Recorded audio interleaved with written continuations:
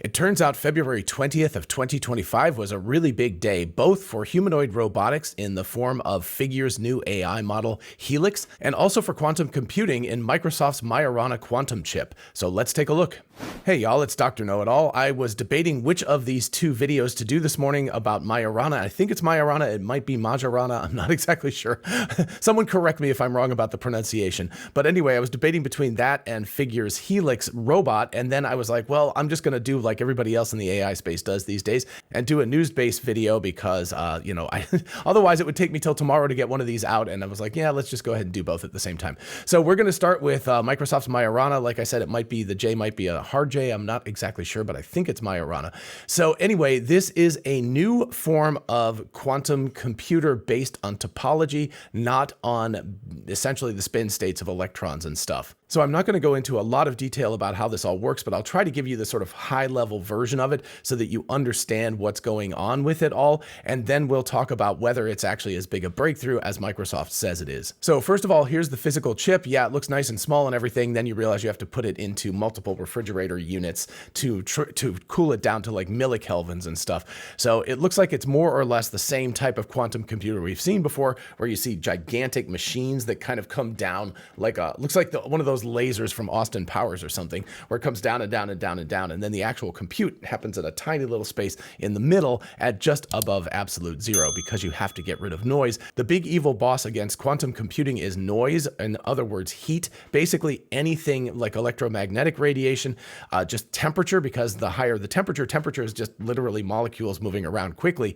So, the reason why it feels like it's 20 degrees in here where I am right now is because a bunch of air molecules are hitting me at a certain speed, and that transfers a certain sense of temperature to me. So you need to get rid of that, because any of that stuff can break these quantum systems. Quantum computing works differently than classical computing. Just a super quick recap of all this stuff, because in classical computing you have a zero energy state and you have a one energy state, and this would be a low voltage, maybe 0 volts or something, and this might be 3 volts or something. And what you do is you just have a measuring device that measures between those two things, and it's like if it's 2 volts, it's close enough to 3 that counts as 1. If it's 0.2 volts or something like that, that's close to 0, and it just divides it up and it says, okay, that's a 1, that's a 0, that's a binary logic. You get one or the other. The whole point of quantum computing, on the other hand, is that you take two qubits, whatever they're made of, a lot of times it could be electron spin, things like that, and you entangle them together so that when you measure the state of the one particle, the one electron, for example, you automatically know the other. That's Einstein's spooky action at a distance that he didn't like so much, but anyway, that's what you use.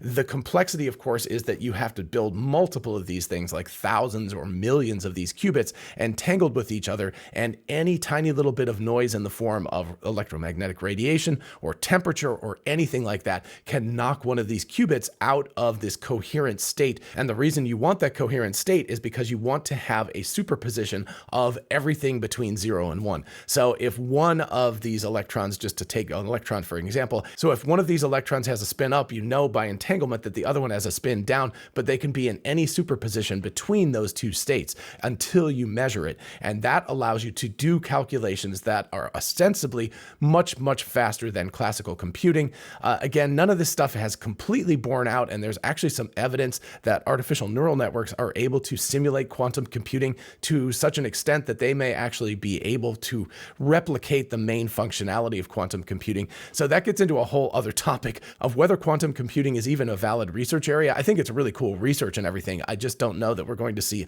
a lot of practical results of it. But anyway, the big point of Majorana here is what they've done is they've gone from individual like electrons or atoms or something and putting those in superposition to what's called a quasi-particle, which is the Majorana particle, which is that you're taking a whole bunch of atoms and you're blending them together, you're putting them together, kind of like a Bose-Einstein condensate, if you know that kind of stuff. But basically, out of a bunch of these atoms, you're creating one quasi-particle. So when they say they've come up with a new state of matter, they really haven't. What they've come up with is a new quasi-state of matter that was theorized a while ago. There was just no practical evidence of it until now. But they've created this quasi-particle out of a whole bunch of atoms rather than a single one. And what that does is it gives it more resistance to noise. Essentially, what you're doing is increasing the energy gap. You're allowing the state, the one state, the active state, right? So again, we have 1 and we have 0. And actually it's done by measuring odd versus even numbers of electrons within this gate. Let me show a picture. This is the actual topology of it.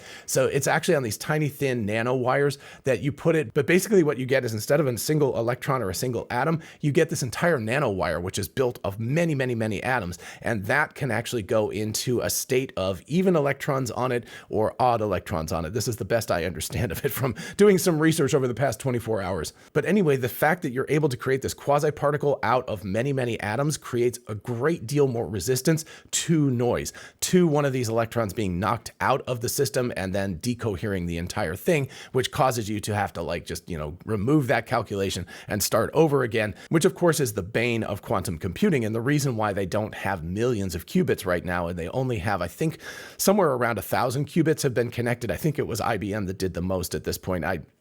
I could be off on that. They're always chasing these numbers, but we're talking about like 1,000 qubits. And if you imagine like 1,000 bits in your computer, you have a lot more than that going on in your computer. Believe me, orders and orders and orders of magnitude more than that in your traditional silicon CPU or GPU. So the whole point of this Majorana particle, it's not a new state of matter. It's a new quasi state of matter. It's an emergent property of a bunch of atoms put together, but that emergent property effectively creates a higher, sort of barrier between the signal, which is what you want to measure, and the noise, which is random fluctuations of temperature or electromagnetic radiation, whatever that is. By creating this particle, quote unquote particle, out of many, many atoms, it's just more resistant to noise. And that allows these things to cohere for longer. And the goal, the hope of that is that you'd be able to build hundreds of thousands of these together and have them be coherent for on the order of multiple microseconds, which allows you to do actual calculations with it. And if you can do those calculations, there's all sorts of things like Shor's algorithm, cryptographic analysis, all sorts of things that you could do that you can't do with traditional computers, at least according to proponents of quantum computing. So is this an amazing research project and a really groundbreaking discovery and, the capability to do this? Yes. I think it's taken somewhere on the order of 20 years to go from theory to practice on this. So it's a big deal and a lot of money, not just 20 years, but a lot of money involved in this. So really big research breakthrough. Is it going to create quantum computers that are going to break everything, tomorrow? No.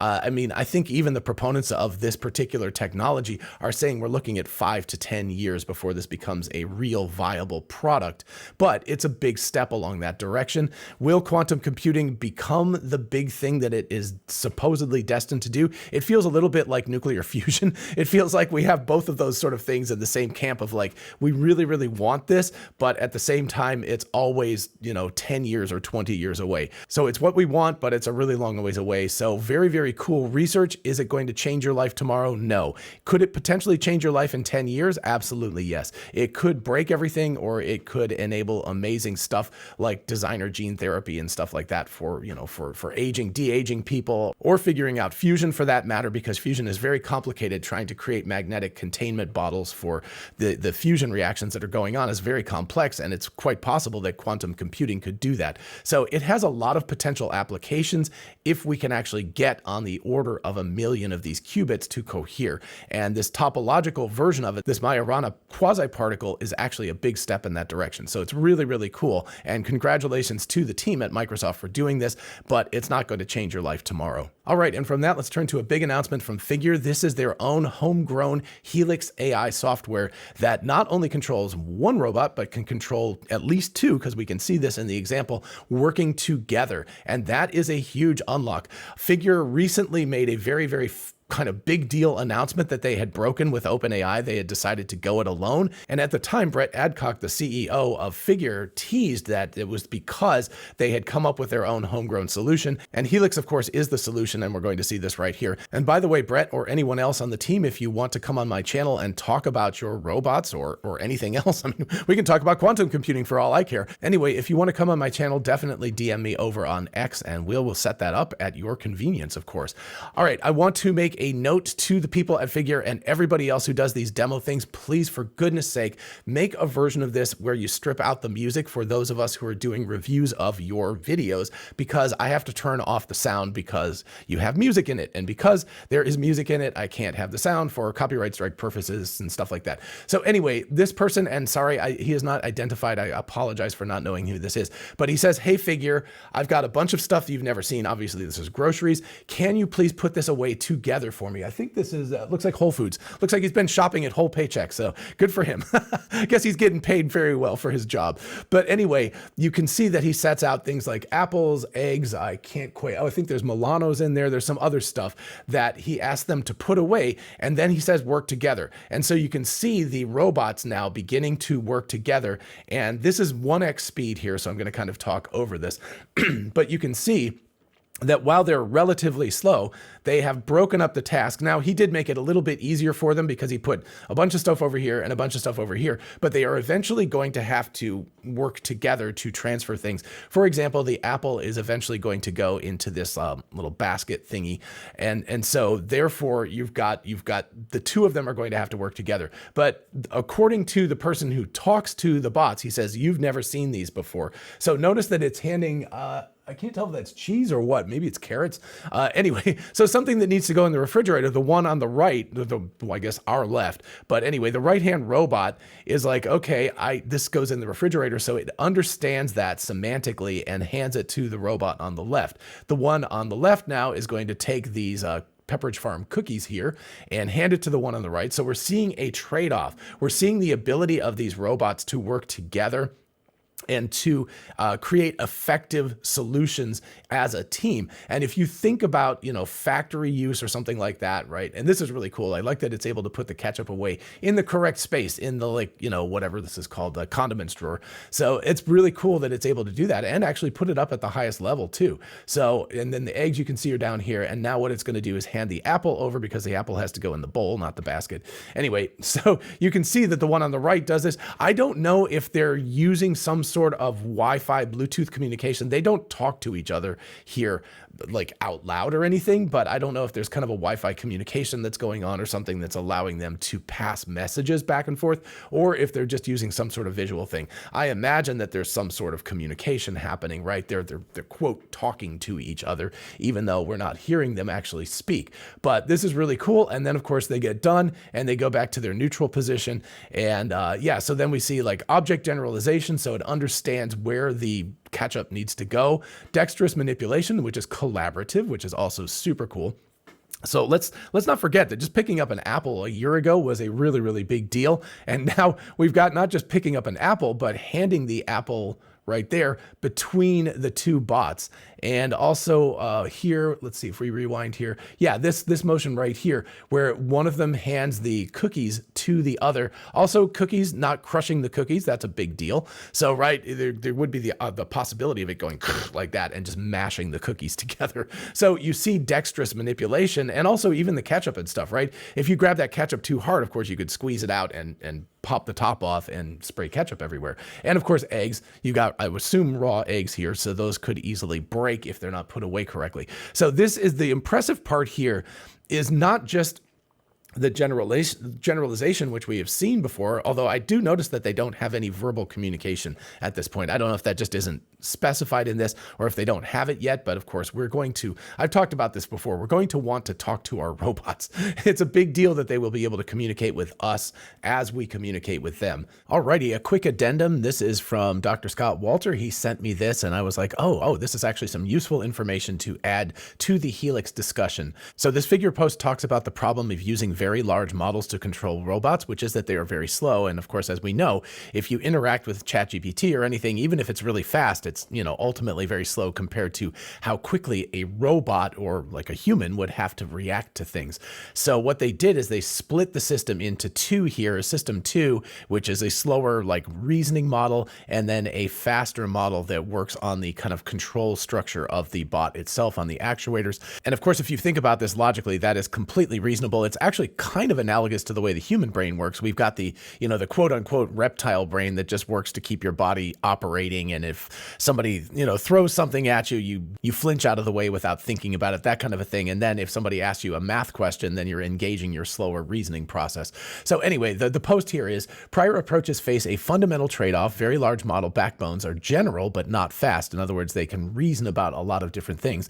And robot visual motor policies are fast, but not general, which is fairly obvious. You want them to be able to control the robot and keep it from falling over and to do things, but they don't generalize. They don't think about things. They don't reason. Anyway, Helix resolves this trade-off through two complementary systems trained end-to-end to communicate. So they do communicate with each other. And then I'm assuming that they also are able to communicate with the other bots. I mean, that's kind of the whole point of being able to do two of these. But notice that both of these are end-to-end neural networks, just like full self-driving and, GPT models and things like that. So very, very cool that even the visual motor system that is operating very quickly is a VLM, but it's probably a very small, large model. So it's got to operate quickly. So it's probably on the order of millions of parameters rather than tens of billions of parameters. Anyway, System 2 S2 is an onboard internet pre-trained VLM operating at 7 to 9 hertz for scene understanding and language comprehension, enabling broad generalization across objects and contexts. That would be the thing that is the thinking module. More than likely, it is partially cloud-based because it would be difficult to put a VLM onto the edge compute devices, the NVIDIA chips that are running it, the Jetson Thor.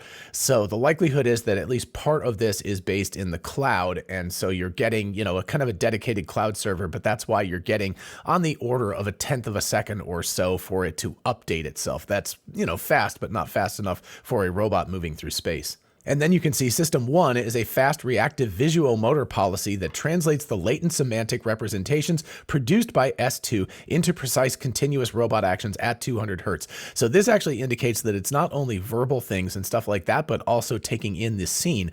So the System 2 is looking at the scene and saying like, oh, I see a camera in front of me, or I see a computer screen in front of me, or I see a mouse in front of me. And then that translates, it communicates with System 1 and says, well, I'm supposed to pick up the mouse. That's what I was told to do. I see the mouse in the scene. Now make decisions about how to move your body through space to pick up that mouse. So that's what that's doing. And it's working at 200 hertz. So much, much faster and allows the robot to operate in a smooth, continuous manner instead of a jerky manner. And you can see the start of the next sentence. This decoupled architecture allows each system to operate at its optimal timescale. So S2 can think slow about things and S1 operates quickly. So anyway, this is how they work together. Very cool. And Helix kind of makes sense that they have two systems that are working together in a Helix sort of fashion where they kind of do a little spiral dance around each other. I guess that would be the Helix thing. And now back to the original content. But anyway, a really nice generalization of things and an understanding of where stuff has to go. Now, he did not place the objects in the middle of the table where they would fight over them. So he did give them, a little bit of a cheat start because he's like, this is your stuff and this is your stuff. But they're able to communicate with each other somehow, either visually or I think it's probably more, electronic communication, which is also creepy, by the way, which means that they're talking to each other silently.